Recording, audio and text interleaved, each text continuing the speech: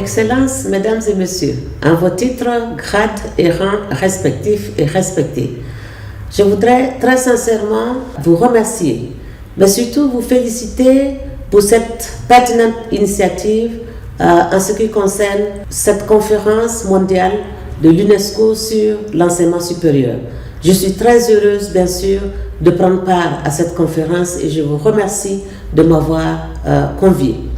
Je voudrais aussi vous dire tout simplement la pertinence de cette problématique de nos jours. Et je voudrais très sincèrement reconnaître le travail extraordinaire que Monsieur le directeur Pedro et toute son équipe sont en train d'organiser sur ces enjeux éducatifs de l'enseignement supérieur. Je voudrais aussi dire que ce n'est pas fortuit que cette conférence se déroule à Barcelone. Barcelone, bien sûr, qui est une terre d'expertise, Barcelone où les chercheurs et les universitaires se sont organisés depuis plusieurs décennies pour s'assurer bien sûr de l'effectivité du droit à l'éducation et particulièrement à l'enseignement supérieur des groupes les plus marginalisés à travers des innovations dans le domaine de la recherche-action. Et je voudrais vraiment reconnaître ce travail extraordinaire qui est fait par la ville de Barcelone, mais particulièrement par ses chercheurs universitaires, et femmes et hommes, et bien sûr, toutes disciplines confondues. Je voudrais aussi reconnaître le travail au niveau mondial de l'ensemble des chercheurs du monde entier. Et c'est vraiment l'occasion de les féliciter et de les encourager à poursuivre cette perspective parce que de toute façon, sans les résultats des chercheurs, sans les réflexions des chercheurs, notre humanité ne pourra jamais innover et elle ne pourra jamais aller de l'avant. Et pour moi, ça c'est fondamentalement important.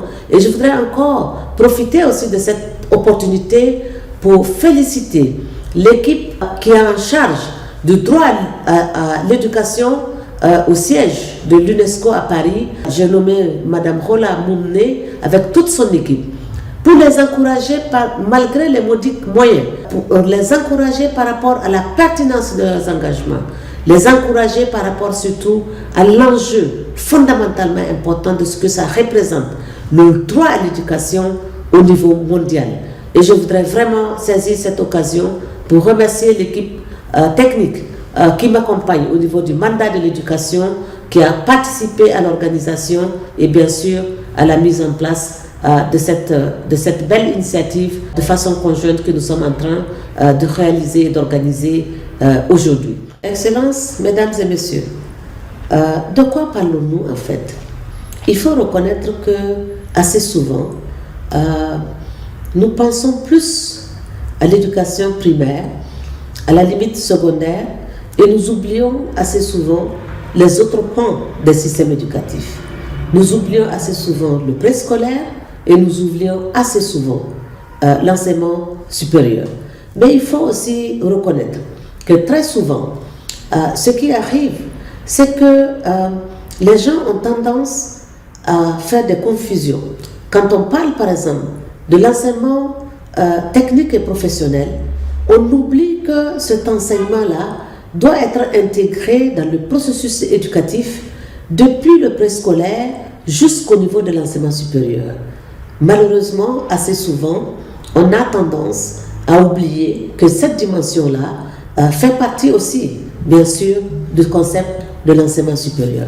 Et c'est d'ailleurs pour ça que les futurs de l'éducation, qui ont été tout à fait bien déterminés par l'UNESCO, ont absolument prévu et insisté sur le fait qu'il faut s'assurer que justement ces compétences-là, à la fois techniques et professionnelles, soient intégrées dans l'enseignement supérieur. Que ce soit les établissements, mais ce soit aussi les instituts de formation. Un troisième élément peut-être important sur lequel il faut absolument que nous puissions faire attention, c'est le fait aussi que très souvent, on oublie que l'éducation, c'est vraiment l'apprentissage tout au long de la vie. Donc, on ne s'arrête pas au préscolaire ou au primaire ou au secondaire, mais l'éducation devrait permettre à chaque individu et dans chaque société, mais chacun par rapport à ses moyens, par rapport à son contexte, par rapport aussi à ses desiderata, c'est-à-dire à ses demandes et ses besoins spécifiques. S'assurer que, bien sûr, chaque apprenant puisse développer ses capacités qui lui permettent de participer à la vie à la fois civique, politique, économique, sociale, culturelle, mais aussi au développement durable de nos sociétés et de notre humanité. Et ça, je crois que c'est ça la ligne, et la ligne la plus essentielle pour notre humanité. Nous parlons également d'un droit protégé par les instruments internationaux, celui du droit à l'enseignement supérieur. Selon l'article 13 du Pacte international du droit relatif par exemple aux droits économiques, sociaux et culturels, toute personne a le droit à l'éducation. Cela ne se limite pas aux échelons de l'enseignement primaire ou secondaire, mais je dis et je répète, c'est l'éducation tout au long de la vie.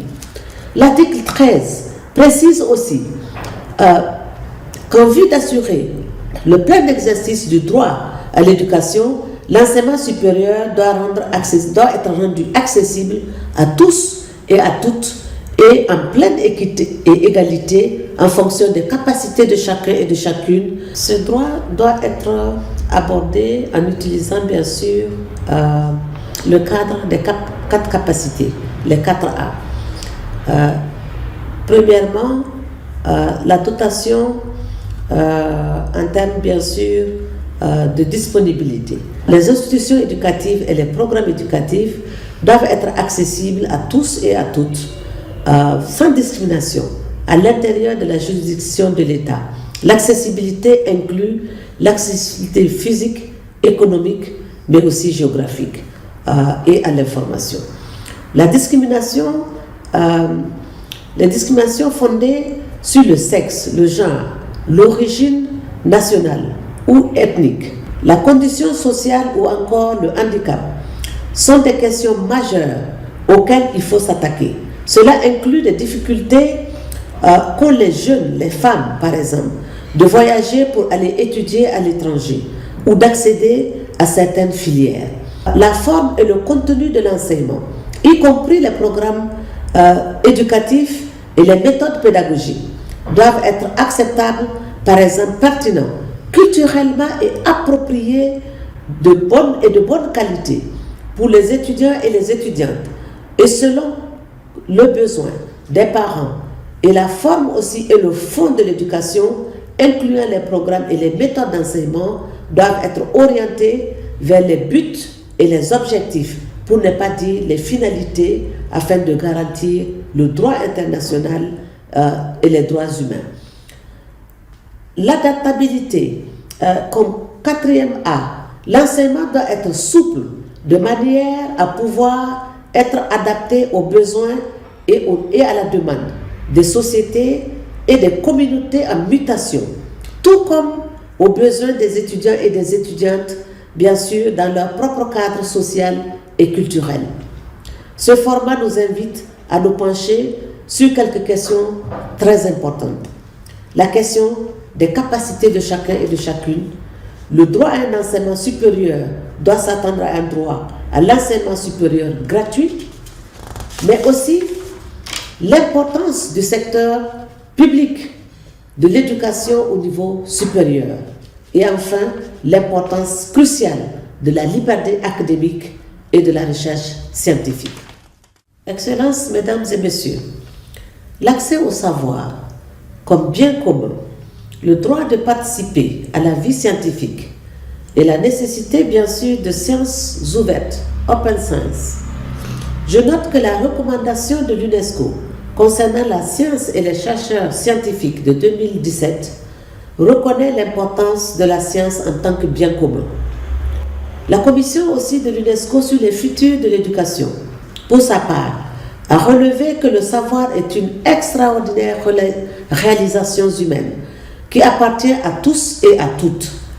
Il importe de bien garder cette approche à l'esprit.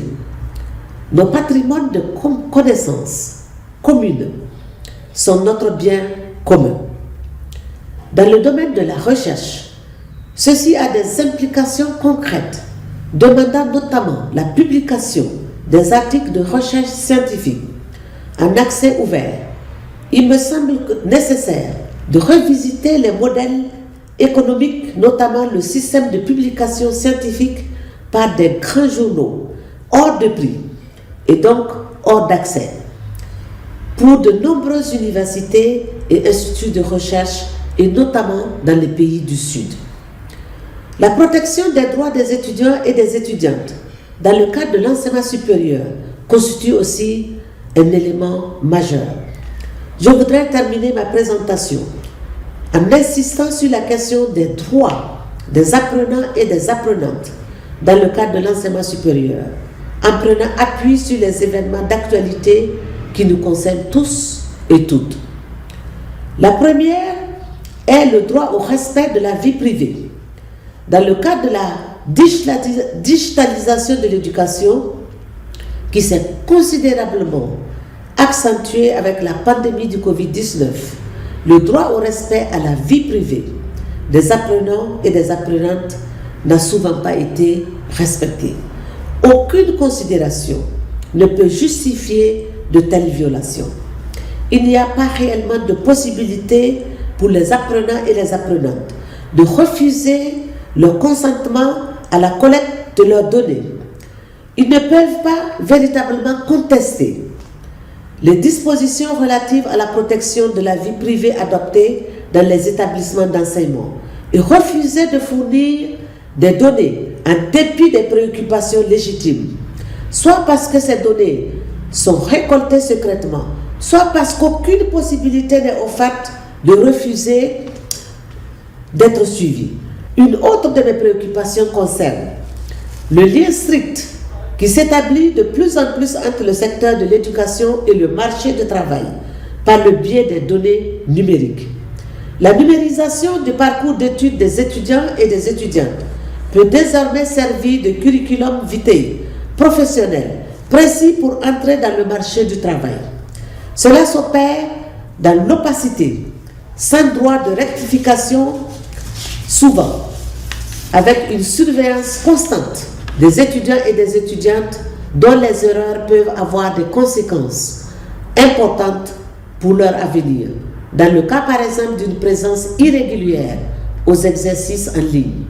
En outre, cela peut conduire à une emprise du secteur de l'emploi sur le secteur bien sûr de l'éducation, en ne valorisant que des parcours éducatifs pertinents pour les employeurs et en dictant au final que certains cours ne sont plus simplement dispensés.